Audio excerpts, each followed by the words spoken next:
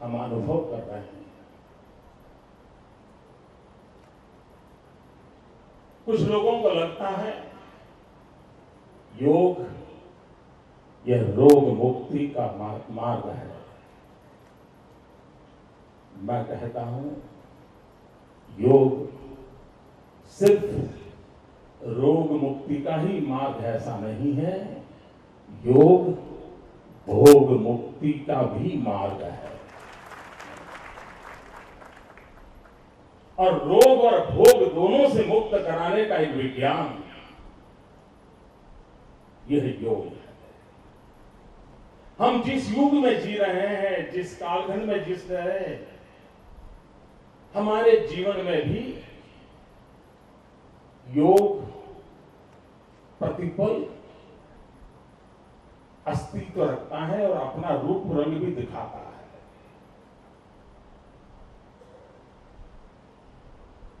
हम एक भोगवादी जीवन की ओर चल पड़े हैं।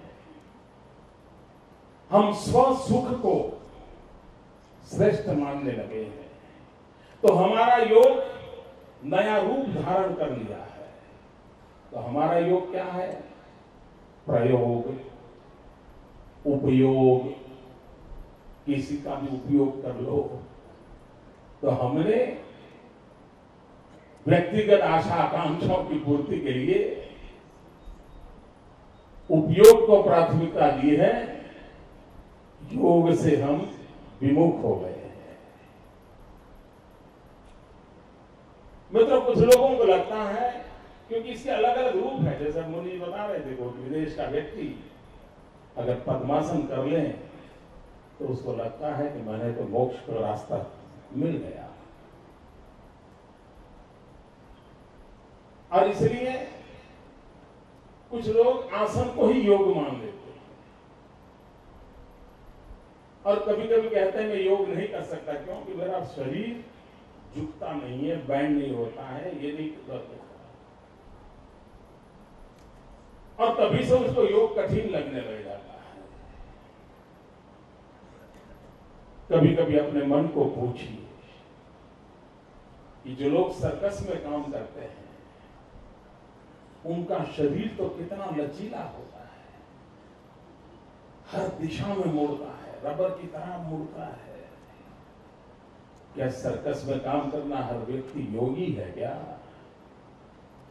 अगर शरीर रचनाओं, अंग भंगियों को मोड़ना मरोड़ना यही योग होता तो सर्कस में काम करना वाला हर व्यक्ति योगी होता। लेकिन योग वह नहीं है। और जैसे कुछ मुनि जी भी बता रहे थे, ज्ञान, कर्म और भक्ति, ये तीनों को संतुलित रूप में, सम्यक रूप में निर्धारित मार्ग पर ले जाने का सामर्थ्य जिसमें है वह योग है।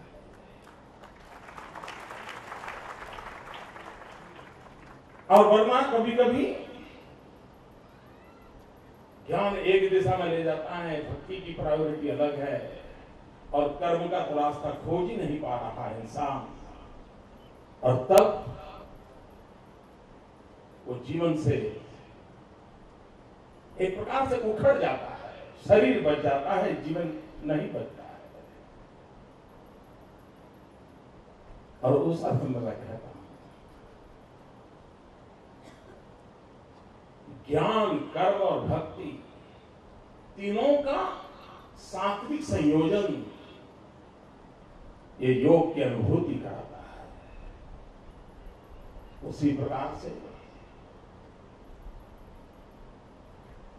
व्यष्टि, समष्टि और परमेष्टि, व्यक्ति की जीवन विकास की यात्रा, अहम से वयम की ओर यात्रा,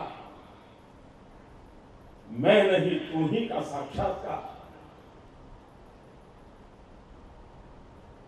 योग के बिना व्यष्टि, समष्टि और परमेष्टि तक की यात्रा असंभव होती है। और तीनों को जो जोड़ता है वह योग है।